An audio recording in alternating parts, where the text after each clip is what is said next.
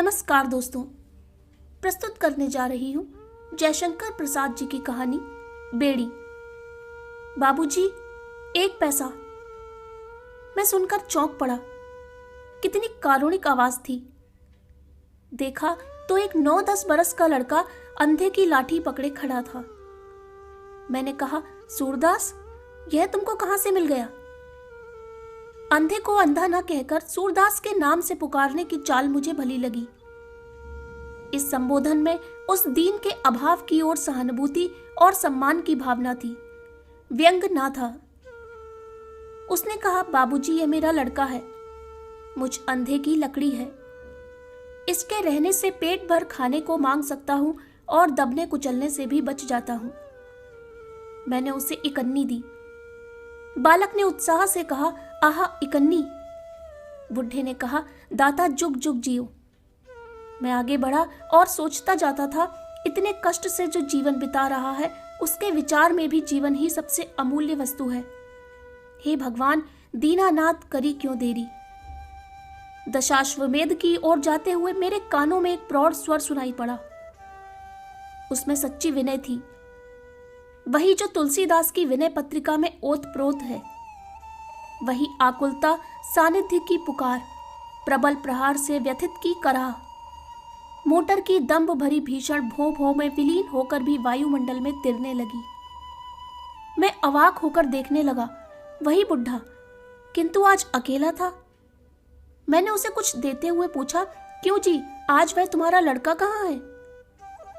बाबूजी, भीख में से कुछ पैसा चुरा कर रखता था, वही लेकर भाग गया। न जाने कहां गया। उन फूटी आंखों से पानी बहने लगा। मैंने पूछा, उसका पता नहीं लगा? कितने दिन हुए? लोग कहते हैं कि वह कलकत्ता भाग गया। उस नटखट लड़के पर क्रोध से भरा हुआ मैं घाट की ओर बढ़ा। वहां एक व्यास जी श्रवण चरित की कथा कह रहे थे। मैं सुनते सुनते उस बालक पर अधिक उत्तेजित हो उठा।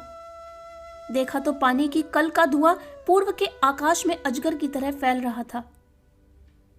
कई महीने बीतने पर चौक में वही बुढ़ा दिखाई पड़ा। उसकी लाठी पकड़े वही लड़का अकड़ा हुआ खड़ा था। मैंने क्रोध से पूछा, क्यों बे, तू अंधे पिता को छोड़कर कहां भागा था? वह मुस्कुराते हुए बोला, बाबूजी, नौकरी खोजने गया था। मेरा क्रोध उसकी कर्तव्य बुद्धि से शांत हुआ। मैंने उसे कुछ देते हुए कहा, लड़के, तेरी यही नौकरी है, तू अपने बाप को छोड़कर ना भागा कर। बुढ़ा बोल उठा, बाबूजी, अब यह नहीं भाग सकेगा, इसके पैरों में बेड़ी डाल दी गई है। मैंने घृणा और आश्चर्य से देखा, सचमुच उसके पैरों में बेड़ी थी। बालक बहुत धीरे धीरे चल सकता था। मैंने मन ही मन कहा, हे भगवान, भीख मंगवाने के लिए बाप अपने बेटे के पैर में बेड़ी भी डाल सकता है, और वह नटखट फिर भी मुस्कुराता था। संसार तेरी जय हो। मैं आगे बढ़ गया। मैं एक सज्जन की प्रतीक्षा में खड़ा था। आज नाव पर घूमने का उनसे निश्चय हो चुका था। गाड़ी मोटर टांगे टकराते टकराते भागे जा रहे थे, सब जैसे व्याकुल। मैं दार्शनिक की तरह उनकी चंचलता की आलोचना कर रहा था। सिरस के वृक्ष की आड़ में फिर वही कंठ स्वर सुनाई पड़ा। बुढ़े ने कहा, बेटा, 3 दिन और ना ले पैसा।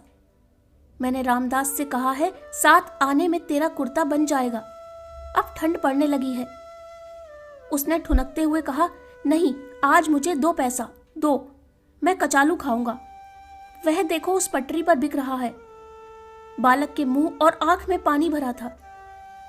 दुर्भाग्य से बुढ़ा उसे पैसा नहीं दे सकता था। वह ना देने के लिए हट करता ही रहा, परंतु बालक की ही विजय हुई। वह पैसा लेकर सड़क की उस पटरी पर चला। उसके बेड़ी से जकड़े हुए पैर पैतरा काट कर चल रहे थे, जैसे युद्ध विजय के लिए। नवीन बाबू 40 मील की स्पीड से मोटर अपने हाथ से दौड़ा रहे थे। दर्शकों की चीत्कार से बालक गिर पड़ा। भीड़ दौड़ी, मोटर निकल गई और यह बुढ़ा विकल हो रोने लगा। अंधा किधर जाए? एक ने कहा, चोट अधिक नहीं। दूसरे ने कहा, हत्यारे ने बेड़ी पहना दी है, नहीं तो क्यों चोट खाता। बुढ़े ने कहा, काट दो बेड़ी बाबा, मुझे न चाहिए। मैंने हतबुद्धि होकर देखा कि बालक के प्राण पखेरु अपनी बेड़ी काट चुके थे।